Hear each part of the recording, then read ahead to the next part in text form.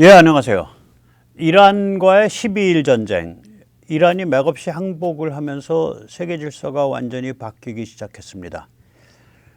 중국은 지금 이란에게 야, 이 도라이 삼기야 뭐 이런 식으로 반응을 했고요. 러시아 푸틴은 관짝에 누웠습니다. 자, 우리는 어떻게 될까요? 오늘 그 같은 이야기를 좀 생각해 보도록 하겠습니다. 6.25 75주년이죠. 예, 오늘이 6.25 75주년입니다. 이게 서방 자유진영과 소련 중공 사이의 전쟁입니다. 그럼 이게 대리전이냐, 프락시워냐? 북한의 관점에서는 프락시워, 대리전 맞습니다. 꼭두각시 전쟁입니다. 스탈린의 뜻을 받잡고 모택동을 볼모로 잡고 벌인 전쟁입니다. 반면 남한은 내 나라를 지키기 위한 전쟁으로 이게 승화가 됐어요. 그래서 현대 국가의 국민이 형성되는 계기가 됐습니다. 농지개혁이 신의 한 수였죠. 농지개혁이 6.25 터지기 직전에 통과됐습니다. 그래서 농지개혁 이게 뭐냐면은 보통 뭐 50% 이상씩 소작료를 냈었는데 30%씩 5년을 내면 국가에 자기게 되니까 공짜로 생긴 거나 다름없어요. 지주들이 안 됐죠. 지주들이 그 토지 그 국채인가 공채를 받았는데 이게 전쟁이 터져서 인플레가 되니까 휴지가 돼 버렸습니다. 그 지주들이 알거지가 됐죠. 이 보통은 1948년을 두고 건국이 뭐 다 된 것처럼 얘기하는데 건국 과정이라는 건 미국에서도요. 그 독립선언에서부터 실제로 그 헌법이 이렇게 그 가다듬어지고 확정되는 데까지 거의 20-30년 걸립니다. 일단 그 독립선언 이후에 참혹한 그 독립전쟁, 일종의 시민혁명이죠. 독립전쟁만 해도 거의 10년 가까이 끌거든요. 그래서 현대국가라는 게 하루아침에 뭐 그렇게 뭐 헌법 정하고 선거 한 번 했다고 형성되는 거 아닙니다. 국민이 형성이 돼야 되고요. 그 국민의 아이덴티티가 형성이 돼야 됩니다. 이 전쟁 와중에 휴전을 거부하고 미국을 압박을 했죠. 지금 우크라이나 문제는 뭐냐면 징집을 해야 될 사람들이 상당수가 외국에 나가 있어요. 안 들어와요. 그래서 우크라이나는 사실은 전쟁 지속 능력 자체가 굉장히 저하되어 있습니다. 반면 우리는 휴전협정에 서명도 안 했어요. 너희가 휴전하거나 말거나 우리는 총알 다 떨어질 때까지 계속 싸울 거야. 이러고 휴전 거부하면서 미국 압박했고 방공포로 석방을 했죠. 미국은 빨리 털고 나가려고 그랬는데. 그래가지고 한미동맹을 관철을 시켰어요. 미국이 미군을 주둔시키고 연합군을 형성하는 양자간 방위동맹이 한국이 유일합니다. 일단 양자간 방위동맹에서 미군 주둔을 하는 동맹이 한국이 유일하고요. 필리핀이 미군 주둔 조항이 사실은 그게 유명무실해져 버렸죠. 대만은 없어져 버렸고요. 조약 자체가 1979년인가에 폐기됐죠. 미국이 중공을 중국으로 인정함에 따라서 그 조약이 폐기됐습니다. 그리고 나토는 양자동맹이 아니라 그거는 블록동맹이고요. 그래서 이게 그 다음에 연합군, Combined Forces, 이거는 굉장히 예외적인 겁니다. 전작권을 회수하면 연합군 체제가 해체됩니다. 그래서 이거 굉장히 잘 생각해 봐야 될 문제입니다. 우리 땅에서 전쟁이 벌어지는데 작전권이 없다는 게 말이 됩니까? 갖고 합시다. 리 짜이밍 지금 그렇게 추진하려고 할 겁니다. 예, 그 마음대로 안 돼요.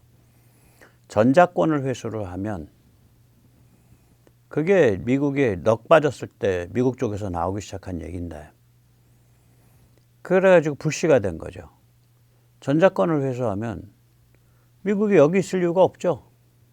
스텔스기로 스텔스 폭격하는데 10,000km 이상 가는데 뭐 일본도 기지가 있고 다 그런데 미국이 한국에서 구박받으면서 돈 들여가면서 있을 필요가 없어요.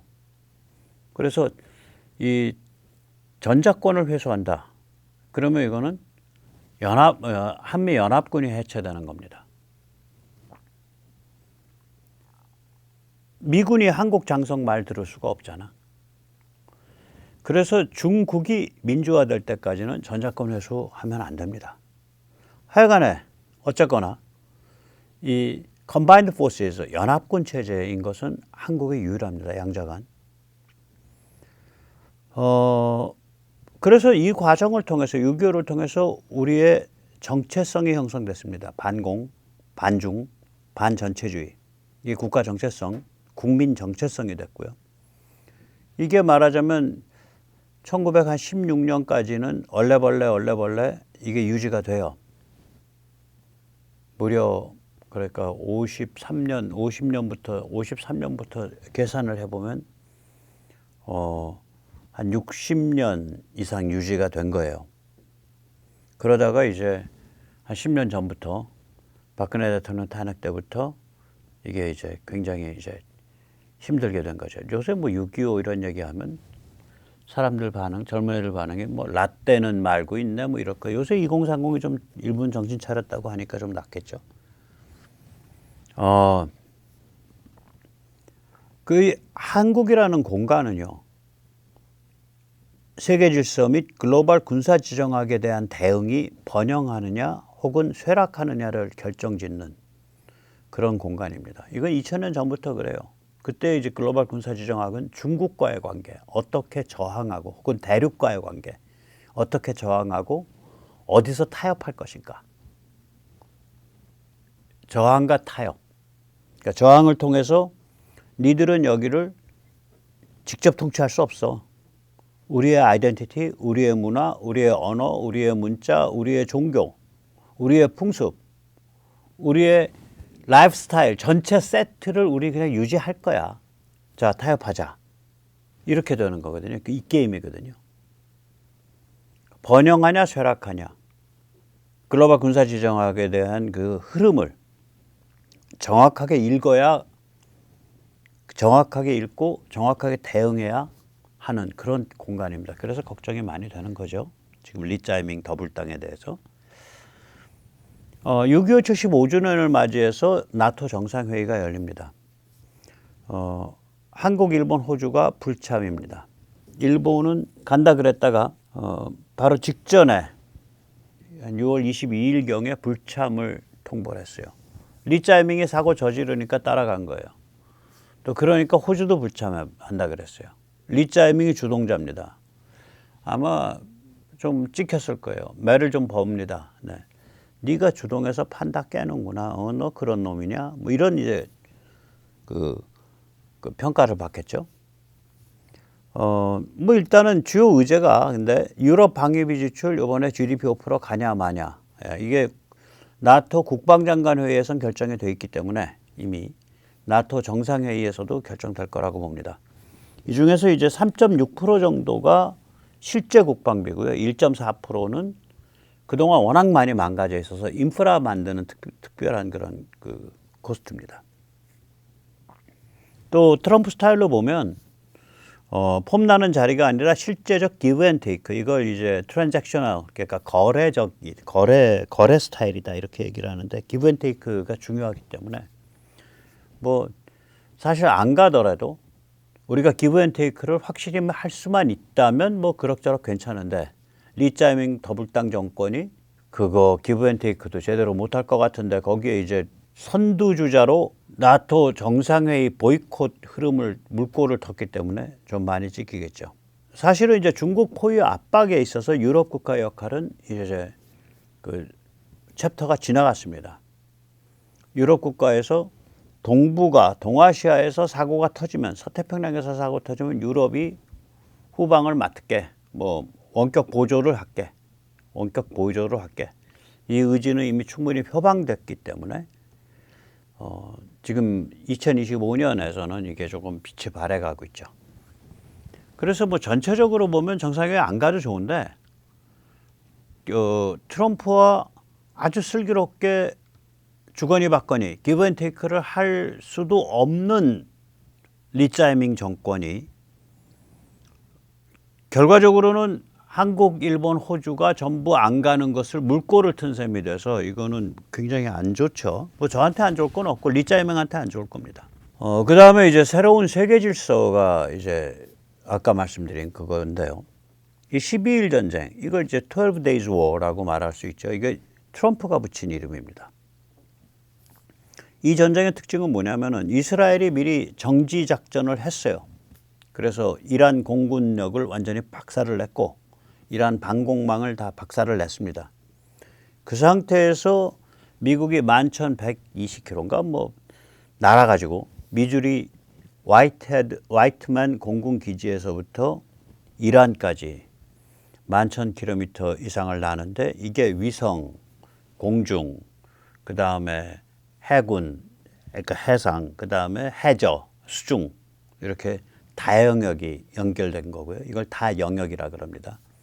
그 다음에 이게 대서양, 지중해, 그 다음에 이란, 그 다음에 인도양. 그러니까 이게 전구가, 시어터가 여러 개 연결돼 있죠. 그래서 이 다중영역, 다중전구 스텔스 폭격이란 말이에요. 11,000km에 걸쳐서. 무시무시한 작전을 성공시킨 겁니다. 이 과정에서 콤비플레이 모델이 확립됐습니다. 현지 국가가 최선을 다해서 정지 작업하고 저항하고 그리고 미국은 중포를 쏘는 거죠. 이런 거거든요. 이스라엘이 가진 무기를 가지고는 뭐 100m 아래에 있는 지하시설을 파괴할 방법이 없습니다. 이스라엘은. 없어요. 그런 무기가. 그럼 이 무기는 이게 말하자면 비핵 무기라고 할 땐 미국만 가지고 있어요. 그게 이제 GBU-57 그러니까 Massive Ordnance Penetration MOP이라고 불리는 폭탄이죠. 3만 파운드, 13.6톤짜리 괴물 벙커바스터, 괴물 MOP 벙커바스터죠. 이 미국만 가지고 있어요. 미국이 떨어뜨려야 돼요. 근데 이거는 미국의 군용기 중에 오직 B2만 이걸 떨어뜨릴 수 있어요. 그래서 이번에 B2가 7대가 가서 14발을 떨어뜨린 거죠. 미국이 B2 19대밖에 안 갖고 있습니다. 네. 이런 컴비플레이 모델이 이제 확립이 된 겁니다. 이게 이제 우크라이나에서도 이게 한번 드러났죠. 네. 우크라이나에게 무기 주고, 그다음에 위성 정보 주고, 그다음에 군사적인 그런 충고해주고, 우크라이나 일선에서 뛰고, 이 현지 국가의 역할과 미국의 역할이 이렇게 콤비플레이를 하는. 이번엔 더 완성된 형태로 된 거죠. 이런 게 성공함에 따라서 또 지금의 어떤 상황, 지금의 중국과 러시아 노는 꼬라지 이런 거에 따라서 이제 미국과 서방의 관점이 완전히 바뀌었어요. 그래서 세계 질서가 바뀐 겁니다. 얼마 전까지만 해도 이 세계의 모든 국가가 다 합리적인 플레이어들이다. 세계 시장과 외교로 어떤 충돌이나 갈등이나 이견을 해결할 수 있다. 이런 관점에서 움직여 왔었어요. 그런데 미국과 서방의 지금 관점 뭐냐? 힘을 통한 평화, peace through strength. 이게 이제 로마 제국 때 있던 얘기인데 그걸 미국에서는 조지 워싱턴 초대 대통령이 쓰기 시작해서 간간히 쓰여오다가 이 구호가 빛을 발한 건 로널드 레이건 때죠. 왜냐하면 로널드 레이건의 선임이 누구였냐면 미국의 대통령 중에 제일 웃기는 대통령, 땅콩농장 주인, 우리 박정희 대통령이 죽음으로 내몰리게 되는 결정적인 역할을 한 사람이기도 하죠. 그래서 정말 웃기는 흐물흐물한 대통령인데 이걸 꺾어버리고 로널드 레이건이 당선이 된 거 아니에요. 그러니까 지미 카터의 재선을 꺾어버린 게 로널드 레이건이거든요. 그러면서 로널드 레이건이 소련의 붕괴까지 몰아붙였죠. 그때 힘을 통한 평화라는 구호를 외쳤어요. 그러니까 두 가지 차원에서 로널드 레이건한테는 이 구호가 정말 딱 들어맞는 거예요. 우선 첫째, 전임 지미 카터랑 완전히 다르다. 당당하다. 그런 면에서 힘을 통한 평화라는 구호가 맞았고요. 그 다음에 두 번째는 뭐냐면 군비 경쟁을 통해서 소련이 대량 출혈해서 그걸 쫓아가려고 하다가 자빠지도록 만들었다. 그래서 힘을 통한 평화라는 구호가 맞다. 이제는 힘을 통한 질서죠. 힘의 제한적 사용을 통한 질서죠. 이번에도 트럼프 정부는 이러한 체제 변경 아닙니다. 우린 그런 거 목표하지 않습니다. 우리는 명확하게 규정된 목표를 합니다. 제한적 목표입니다. 이란의 핵무기 생산 능력을 없애버리는 것이 이번 작전의 목표입니다. 이렇게 얘기를 해요. 그래서 힘을 통한 질서라는 이제 얘기가 되는 거죠. 그래서 12일 전쟁은 미국의 힘을 증명했단 말이에요. 11,000km 밖에 다중 영역, 다중 전구, 스텔스 폭격. 그리고 더 무서운 거는 지금 미국에서 쏟아져 나오기 시작하는 무기들은 점점 더 이번 작전에서 보이는 그러한 것들. 예를 들어서 골든돔. 그러면 전에도 말씀드렸지만 궤도 추적, 탄도 추적이 가능한 벌떼 감시 위성으로 우주를 떡칠한다. 그런데 일단 이게 가능해지면요. 탄도미사일이나 극초음속 미사일만 탄도 추적하는 거 아니에요. 전투기도 탄도 추적할 수 있고요. 그 궤도를 비행 추적할 수 있고요. 선박도 되고요. 그냥 정지되어 있는 것, 지상 해상에 정지되어 있는 것도 다 돼요. 그걸 벌떼로 깔아버리겠다는 거 아니야. 그 다음에 통신위성도 벌떼. 그 다음에 위성 중에는 요격미사일을 발사할 수 있는 위성을 두겠다. 그럼 우주의 군사화죠. 이때까지 무기가 우주로 올라간 적이 없어요. 처음으로 그거 하겠다는 거예요. 그 다음에 이제 그 콜라보 전투 드론, 그러니까 CCA 대량으로 찍어내 갖고 뿌리겠다. 그 다음에 신형 스텔스 폭격 및 감시 정찰 통신 담당하는 B-21 대량으로 찍어내겠다. B2는 19대지만 B-21은 기본 나가리가 100대입니다. 200대까지 갈 수 있다 그래요.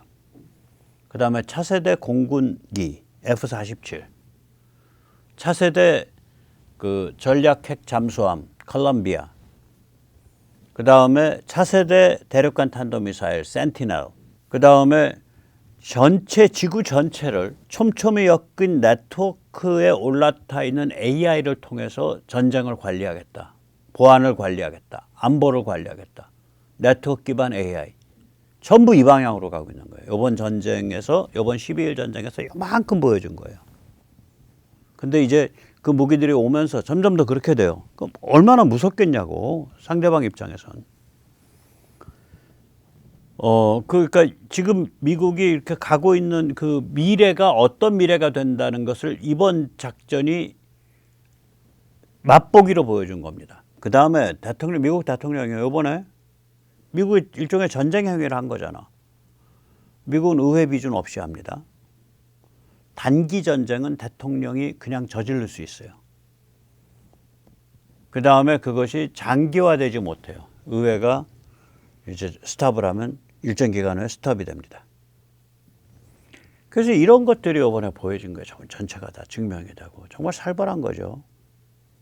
하룻밤이면 미군 비행기 20분 조졌는데, 조진 건 25분 조졌어요. 딱 20분, 25분. 뭐 단기잖아, 단기. 수십 일 동안은 의회 비준 없이 할 수 있거든. 그 미국 무서운 나라랄까요? 지금은 더 무서워졌죠. 이제는 하루나 이틀 가지고 끝나는데 게임이. 여기서 잠시 세뇌탈출 자유구독의 부탁 말씀 올립니다. 아시다시피 세뇌탈출은 광고가 잘 붙지 않습니다. 붙더라도 천천히 붙는 경향이 있습니다. 도와주시면 보다 좋은 컨텐츠로 찾아뵙는데 커다란 힘이 되겠습니다. 감사합니다. 그럼 이제 러시아와 중국의 반응을 좀 보자고요. 푸틴과 러시아는 굿떡 꿈꾸다가 찬물 뒤집어 쓰고 관짝에 누웠습니다. 굿떡은 뭐냐? 지금 이란 전쟁이 장기전으로 가면 원유 공급에 차질 생기면서 원유가가 튀거든요. 에너지가가 튀거든. 그러니까 그 전쟁 잘해봐. 계속해. 굿이나 보고 떡이나 먹지. 이것이 러시아와 푸틴의 계산속이었어요. 여기 그래프에서도 보시면 전쟁 전에는 68달러였습니다. 전쟁 시작되자 74달러까지 치솟았어요. 제가 73점 몇 달러 할 때 그때 며칠 전에 이런 비슷한 그래프 보여드리면서 이거 75달러는 안 넘을 겁니다 라고 말씀드렸죠. 74달러 정도에서 끝쳤습니다. 6월 20일. 그리고 나서 이제 이란 폭격 나고 이란이 항복하니까 6월 24일에는 65달러, 전쟁 전 수준으로 되돌아온 거예요. 그래서 그러니까 유가 계속 올라서 80달러, 90달러 가면 굳이나 보고 떡이나 먹자 이렇게 생각을 했거든요. 러시아라 쓰고 KGB 인맥이 장악하고 있는 자원 마피아국 혹은 석유 마피아국 이렇게 읽으셔야 되거든요. 그래서 굳이나 보고 떡이나 먹자 그랬는데 찬물을 뒤집어 썼죠. 미국한테 두들겨 맞고 이란이 바로 백기 들어버렸잖아. 그럼 러시아 입장에서는 원래 중동에 막강한 영향력을 갖고 있었죠. 시리아 아사드 정권, 시리아에 러시아 군대가 있었고. 근데 우크라 때문에 그거 다 뺐잖아. 방 뺐잖아. 그래서 아사드 정권의 호위무사를 누가 해줬냐면 헤즈볼라가 해줬어요. 그러다가 이스라엘이 2023년 17 테러 이후에 하마스 때려잡고 그 다음 해부터 24년부터 헤즈볼라를 때려잡았잖아. 그러니까 헤즈볼라가 무력화되고 나니까 2024년 12월에 반정부군이 아사드 정권을 무너뜨렸잖아요. 그리고 러시아는 이제 중동에 아무 존재감이 없어요. 중동에 대한 영향력을 완전히 상실해서 빵입니다. 빵. 제로입니다. 이런 상태에서 지금 국가는 거덜나 있는데 점점 더 미국과 유럽을 감당을 해야 돼.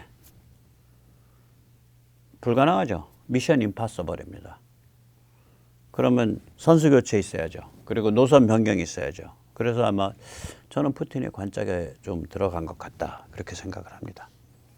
중국은 어떨까요? 웃겨요. 이번에 이란이 호르무즈 봉쇄할게요라고 날뛰었죠. 맞고 나서. 그러니까 미국이 중국한테 뭐라 그랬냐면 야 너희가 가서 막어. 저 봉쇄한다고 하잖아. 그거 너희 비즈니스야. 우리는 중동에서 원유 에너지 안 들여와. 거기 대부분은 전부 다 동아시아로 가고 동아시아의 거의 대부분이 너희한테 가잖아. 중국이 생각해보니까 말이 맞거든. 그러니까 바로 야 이 도라이 삼기야. 왜 그러냐면 호르무즈를 통과하는 원유의 50%가 중국행입니다. 호르무즈 봉쇄하면요 중국이 작살나이고 우리나라 언론 별로 얘기 안 하는데 호르무즈를 통과하는 원유의 50%가 중국행이야. LNG도 거의 비슷할 거예요. 아니 백모가 가서 호르무즈 통과하는 배 보면서 재봤다니까 저거 중국행. 아, 물론 뻥입니다. 저 이거 방송에서 들었어요. 그 잭킨인가? 잭킨 그 양반이 얘기한 것 같은데 아니면 데이비드 한슨 다 믿음직한 사람들이에요. 예. 그래서 이게 중국이 나서서 했다고요. 근데 이게 이제 굉장히 심각한 함의를 가지거든요. 자 보세요. 중국은 호르무즈 통과 즉 페르시아만에서 오는 중동 원유 LNG에 절대적으로 의존하고 있습니다. 그러면 중국한테 이란은 어떤 존재냐? 유사시에 미국이 그 중국으로 출하하지 마라고 미국의 중국 보이콧 압력을 무력화하는 전략적 송곳이에요. 이란 물량 가지고는 다 안 되지만 이란이 그 벽을 깨고 나가면 다른 데도 쭈르륵 따라 나간다고. 고객인데 최대 고객인데 거기다가 그 지역의 맹주 깡패인이 이란이 야 너희 그렇게 해서 그 미국 애들이 좀 말한다고 꼬리 말고 그 버들버들 떨고 있을 거야. 아랍의 기계가 그거밖에 안 돼. 너희 우리가 좀 동원해 가지고 좀 패줄까? 너희 뜨거운 맛을 좀 봐야겠네. 이렇게 이제 압력을 받으면 요만큼 압력 받으면 이란으로부터 미국에다가 이만큼 받았다 그러죠. 왜냐면 자기 물건 파니까 좋으니까.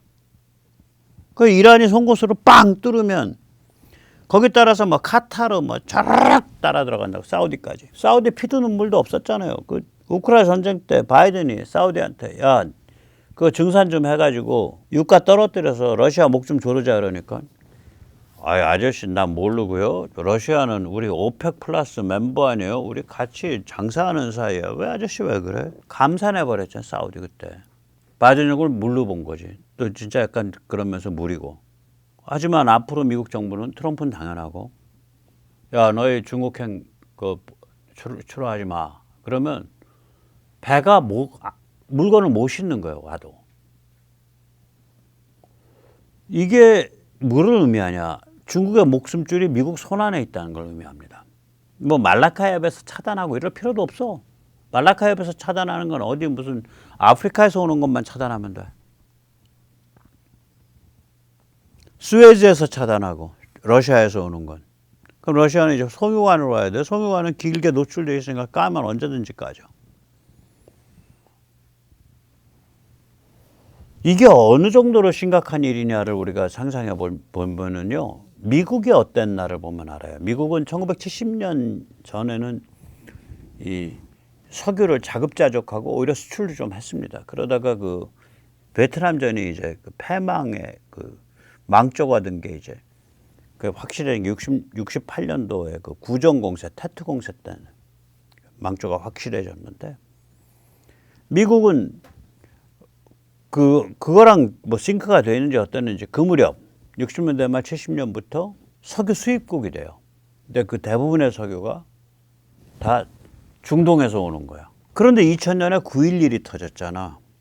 그리고 중동 한가운데는 이라크, 중동의 큰 덩치 큰 나라, 이란이랑 이라크인데 양대 덩치 큰 나라가, 이라크가 후세인이 마탱이가 갔고,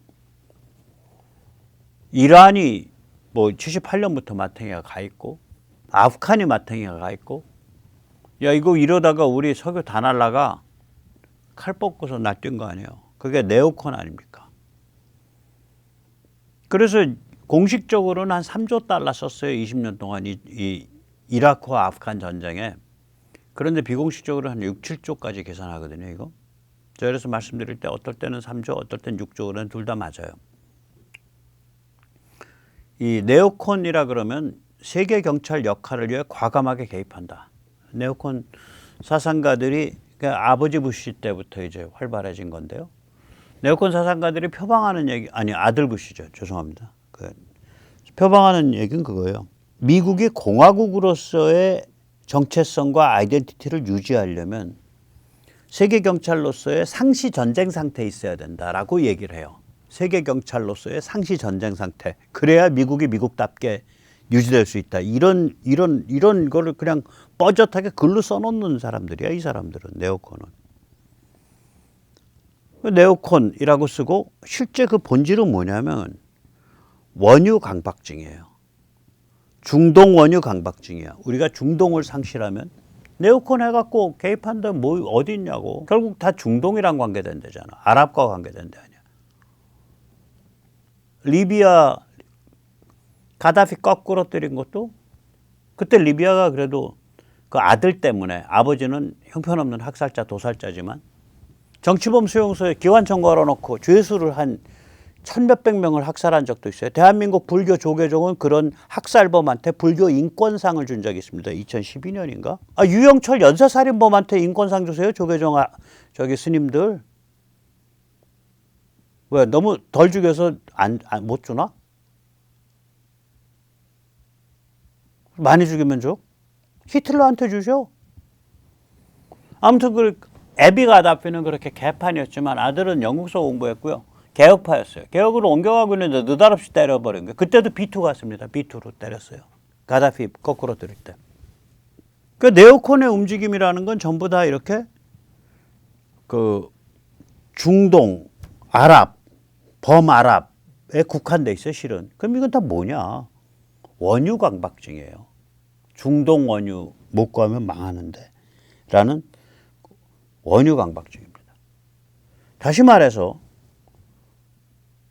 중동 원유에, 중동 LNG에 절대적으로 의존하고 있는 중국의 입장에서 이번에 이란이 자빠짐으로써 자기 에너지 목숨줄이 완전히 미국 손에 들어간 거예요. 이건 미국 입장에서 보면, 비유하자면 중동 원유에 절대적으로 의존하는 상태에서 중동 전체가 반미로 간 거랑 똑같아요.